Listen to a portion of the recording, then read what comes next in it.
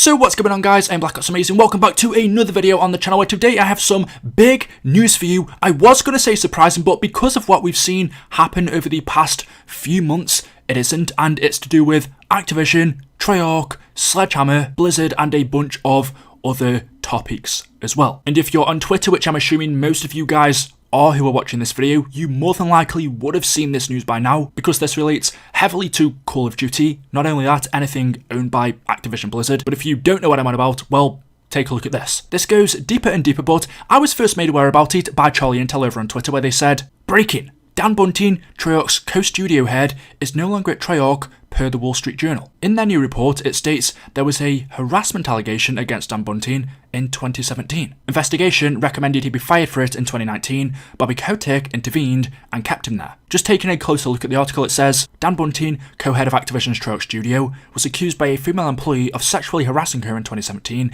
after a night of drinking, according to people familiar with the incident. Activision's Human Resources Department and other supervisors launched an internal investigation in 2019 and recommended that he be fired. But Mr. Kotick intervened to keep him, these people said. Mr. Bunting, who led Treyarch through the production of several successful Call of Duty games, was given counselling and allowed to remain in the company. Mr. Bunting didn't respond to requests for comment. The Activision spokeswoman said an outside investigation was conducted in 2020. After considering potential actions in light of that investigation, the company elected not to terminate Mr. Bunting, but instead to impose other disciplinary measures, she said. Mr. Bunting left the company after the Journal asked about the incident. So I'm sure most people who are subscribed to this channel would have heard of Dan Bunting before. He appeared, if I'm not wrong, in World at War, Black Ops 1, BO2, 3, 4, and Cold War as well. He worked on all of those games. If he left Treyarch after the Wall Street Journal asked him to comment on this situation, then I'm assuming it was recently. And I made several videos about 3 or 4 months ago talking about other incidents to do with Activision Blizzard. It was actually a lawsuit filed by the state of California. And even though, yes, that particular situation was only directed towards Activision Blizzard, I saw so many comments saying that they feel sorry for Treyarch, Activision, Slesgehammer, the people under them, that it has nothing to do with them. Why would this affect Call of Duty? And what I was saying was, it all trickles down. Call of Duty, along with many other games, Crash Bandicoot, Guitar Hero, Tony Hawk's, World of Warcraft, StarCraft, Diablo, they are all intellectual properties produced by Activision Blizzard. And I think this is something really important to bear in mind, just because I've seen so many people sticking up for these studios, whether it be Treyarch, Slesgehammer, Infinity Ward, just because they are their favourite developers. And a comment that puts it perfectly from someone who works at Treyarch, she tweeted, "Never again say, this doesn't happen here at Treyarch," or "it's not that bad at Treyarch. This proves people have known everything for years and chose to do nothing. So many feelings, but anger is right at the top of the list." And another game developer at Treyarch tweeted this. "Oh, and I'm keeping notes on the folks who have been suspiciously quiet during this at Treyarch. Don't worry, I see you." So that was the first thing I saw about the co-head of Treyarch no longer being there. But then shortly after, Charlie Intel tweeted out another post where they said, the Wall Street Journal's report also mentions incidents at Slesgehammer Games back in 2017, where their HR team did not take serious action after reports. It also detailed how Bobby Kotick knew about many allegations and didn't address them properly. A lawyer for a former employee at Slesgehammer Games, an Activision co-owned studio, alleged in the email that her client had been raped in 2016 and 2017 by her male supervisor after she had been persuaded to consume too much alcohol in the office and at work events. The female employee reported the incidents to Slesgehammer's Human Resources Department and other supervisors, but nothing happened, according to the email, which threatened a lawsuit against the company. Within months of receiving the email, said people familiar with the situation, Activision reached an out-of-court settlement with the woman, who had also reported one of the incidents to the police. Mr. Kotick didn't inform the company's board of directors about the alleged rapes or the settlement, said people with knowledge of the board. From both of these situations here, whether it's what happened at Treyarch or Slesgehammer, both times Bobby Kotick, the CEO, basically did nothing. For Treyarch's, he knew about Dan Bunting, he intervened and decided to keep him there. And for Slesgehammer's, again, he knew about the allegations,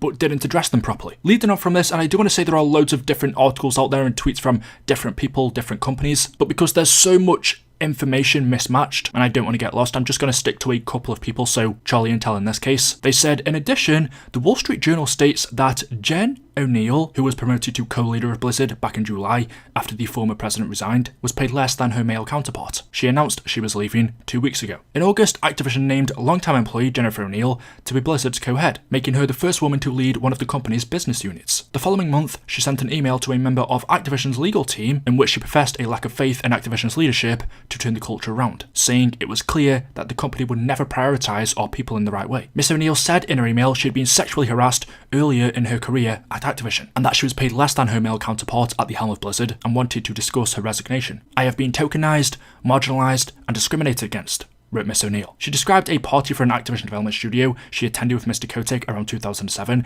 in which scantily clad women danced on stripper poles. At the same party, a DJ encouraged female attendees to drink more so that the men would have a better time, according to another person who was present. And like I said near to the beginning of this video, this isn't a surprise to me in terms of it taking place, but more so for the fact that it was only 4 or 5 months ago that we were hearing for the first time about the lawsuit against Activision Blizzard filed by the state of California. That only happened in the summer, and just some of the things that was about was paying women less than men. It was in response to that lawsuit that Blizzard's president was replaced with these 2 new co-leaders that we are seeing in this article, both a man and a woman. And it turns out that this woman, Jen, who replaced the previous person, who was outed for many reasons, one of them being pay equality, then became one of the new co-leaders along with a man, and she still ends up getting paid less than her male counterpart, even though one of the reasons why she took this role was because of the difference in pay between men and women. It makes no sense at all. If you want to know about all of the accusations against Activision Blizzard, there's just too much of it to go through in this video, so you'll have to watch one of the older ones. But speaking about the CEO of Activision Blizzard, Bobby Kotick, the Wall Street Journal article also lays out how much he knew about what was going on surrounding sexual harassment and misconduct. I got this information from Jason Shear. I probably pronounced your name wrong, but he is a reporter, and he tweets in quotation marks,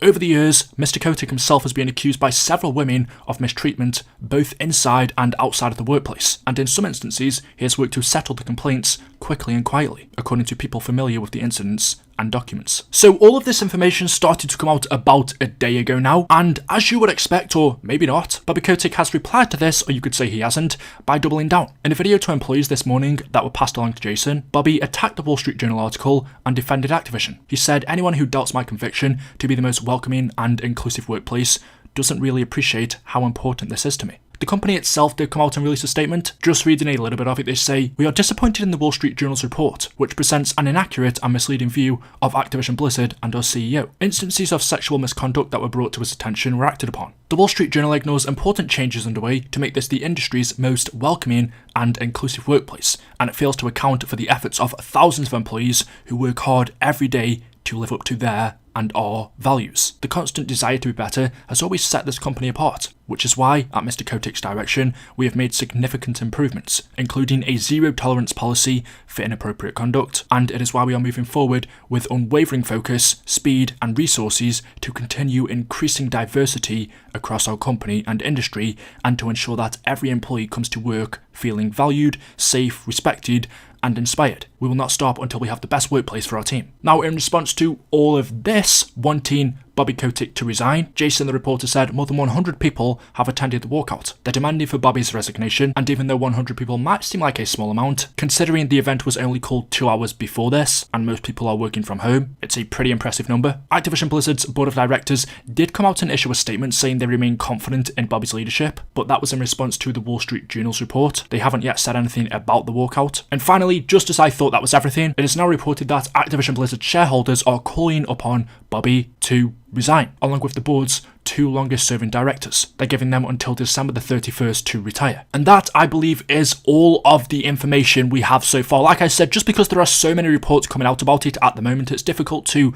track every single thing. But with a lot of this, especially with the CEO being replaced, that's something that should happen, but with the mounting pressure, shareholders now wanting 2 of the board's longest serving directors to retire, I also think a lot of this is now inevitable. And one last thing before I forget, this isn't a simple situation in terms of one company is to blame, and what I mean by that is whether it be Activision, Treyarch, or Slesgehammer, the 3 big ones mentioned in just this video, there are still hundreds and thousands of people working within these companies that have absolutely nothing to do with stuff like this. And something which I guess you could describe as controversial, I saw this on Twitter which I thought was really interesting, and I just thought I'd give my point on what I think about it. But he said, and in his Twitter bio it says, previous, Twitch, Overwatch, Blizzard Entertainment and IGN, so I don't know if he previously worked for those companies, I'm not sure, but he tweeted boycotting Blizzard games isn't going to hurt the executives and will definitely hurt the developers actually making the games. Execs have golden parachutes and deep bank accounts. You can protest the treatment of crimes without hurting the people developing the games. Now, just giving my personal opinion on this, it isn't something that's black and white, because whatever you do,